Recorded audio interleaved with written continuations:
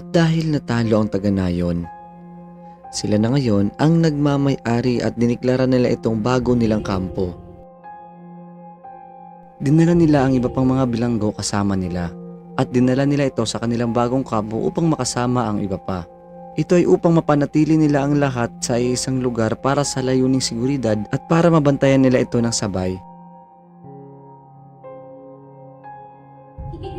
Dalawa sa mga bandido ang nakatokang magbantay sa mga bihag, habang ang iba naman ay nakabantay sa babaeng nagluluto para sa pagkain nila. Kahit gaano sila nagugutom, wala sa kanila ang nangahas na humingi ng pagkain sa mga bandido dahil alam nila ang mangyayari.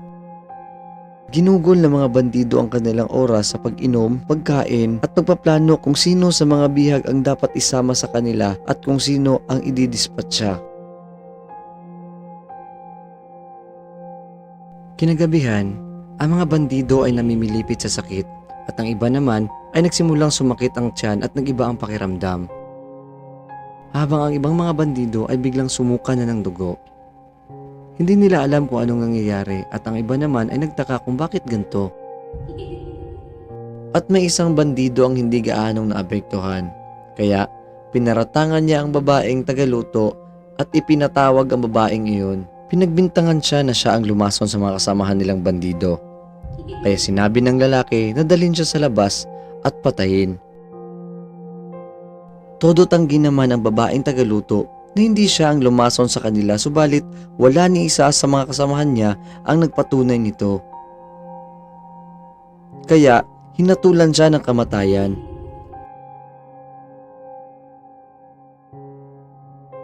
Pero ang pagkain ay wala naman talagang lason.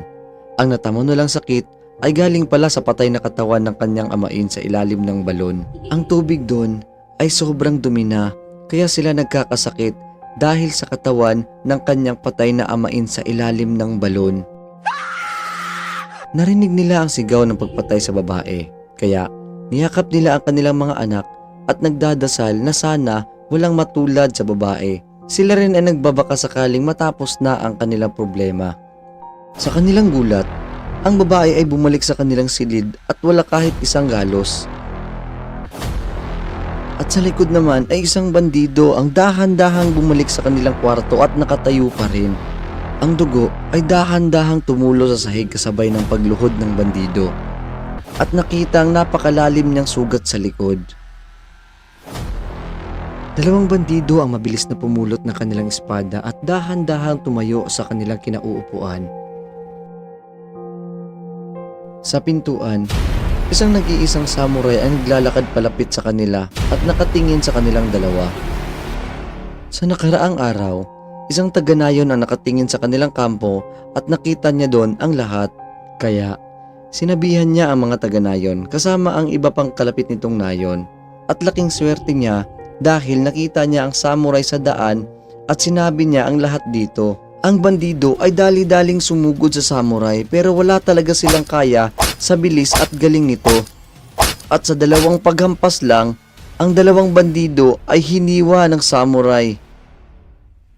Nung nakita ng mga babae na may iba pang mga bandido ay dali-dali nila itong sinaksak ng kahit anong matutulis na bagay. At galit na inatake ang mga bandido. Pero may bandido pang nabubuhay at tinakot niya na kung hindi siya pakakawalan ay puputulin niya ang liig ng dalagang ito. Pero ang batang babae ay may naisip. Dali-dali niyang tinusok ang liig ng bandido ng matulis na bagay. Dahil dito, nahiwa ang liig ng bandido at grabe ang dugong lumalabas dito. At yun ang sanhi ng kanyang pagkamatay. At hindi lang siya, kundi silang lahat. Pero may napansin ang samurai sa itinusok ng batang babae sa bandido at pamilyar ito dito. Kaya pinulot niya ito at sinabing, "Paano mo nakuha ito? Saan ito galing?" Nakuha ko lang po ito sa aking amain nung nahulog kami sa balon. Nagpaliwanag ang babae na nakuha niya ito sa kanyang amain nung natrap sila sa ilalim ng balon. "Alam mo ba kung kanino to nagmamayari?" tanong ng samurai. Gulat na sumagot ang batang babae. Hindi po. Sabi niya, "Ang nagmamayari nito ay ang babaeng nasa imperyo at napakahalaga nito sa kanya. Dapat kang sumama sa akin," sabi ng samurai. At dahil wala nang lakas ang batang babaeng makipag-usap at magpaliwanag, minabuti niya lang na sumama sa samurai. Naglakbay sila ng ilang araw. Sinigurado ng samurai na makakaabot sila sa palasyo ng tama ang kondisyon ng batang babae at may tamang pagpapakain sa kanya. Namangha siya sa nakita niya dahil ang palasyo pala ay napakalaki at napakaganda. Wala siyang alam kung ano ang susunod na mangyayari sa kanya. Pero naisip niya, Tiyak na ako'y makukulong dahil sa pag-aakala nilang ako ang kumuha ng pin. O di kaya hahatulan nila ako ng kamatayan. dinala siya sa loob ng napakagandang hardin at nakita nila doon ang nakatayong babae na nag-iisa.